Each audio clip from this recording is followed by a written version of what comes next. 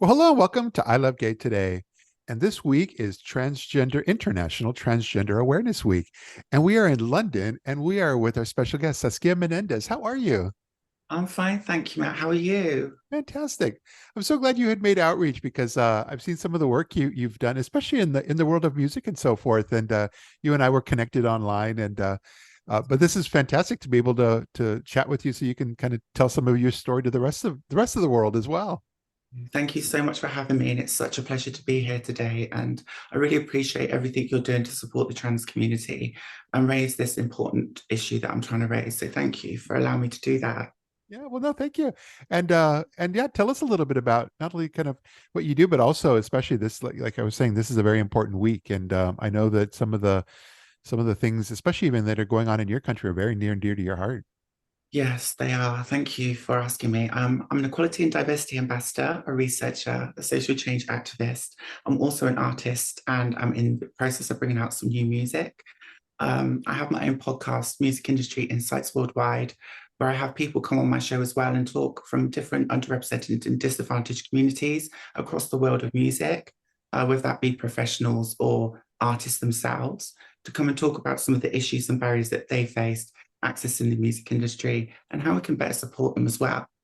I'm also doing a PhD around this topic of trans inclusion in the music industry, Wow. because at the moment we just don't have the visibility and the representation that we require. And we also need the right infrastructure in place and the right media outlets to support us too. So there's a lot going on in the background as well. Yeah, but you've been able to, through your world in music, really been able to kind of bring some of these to the forefront as well. I noticed there was something you were tied in with the Women in Music Awards, I believe, as well. That's right. Yes, I've just won a Roll of Honor with the Music Week Women in Music Awards. I'm extremely proud to win that award.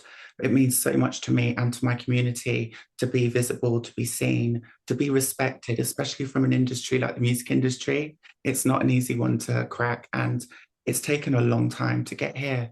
But it's also about bringing out music, telling an authentic story, but having this positive representation of what it's like to be us, you know? Yeah. But you're also a parent, and I noticed that you were associated with the Mother's Right Project, and that looked exciting. Thank you. Yes. Basically, I'm a parent to two children. They're 23 and 18, so they're not so little anymore, believe it or not. I'm not that old, but I did start young, so apologies. But yeah, they keep me on my toes. And in fact, it's really nice to have children that are quite close to my age as well, because it feels like we have a lot more in common, and they're very supportive. They're very open-minded and understanding, which is great. Yeah. Their mum's, she's lesbian, and I'm also like obviously trans, but we're multiracial. And my oldest son has also just had his son, his first son. So I'm also a grandparent, believe it or not. Wow. But with that project, what I saw some really good posts on that. What was that? What was that about? Basically, that was about we were writing songs together. I was on a songwriting camp Okay. with the Polaris music, and it's just literally supporting other women in music, making sure that we collaborate and that we're sharing a story and talking about some of the important topics that are barriers to entry. Again, like childcare, and unequal pay gap. You know, there's just like so many different things that are in play come into play when you're female in the music industry. Even Yeah. the representation is not great for women. I think it's something like 20% are female artists, only 12% are songwriters, and just 3% are producers. So those Wow. numbers are not very big. Oh, but the one thing I was thinking of is that you're fantastic at getting the story out there, and I would just say through social media, you're very good. But in addition, you kind of take it to that next step. You have the podcast as well. Yes, I think it's about also understanding the lack of opportunities out there. And I think it got to a point where I was in the music industry and I thought I would like to make my own opportunities. Yeah. But at the same time, I'm providing a platform for other underrepresented groups. And it means that they're allowed to share their story.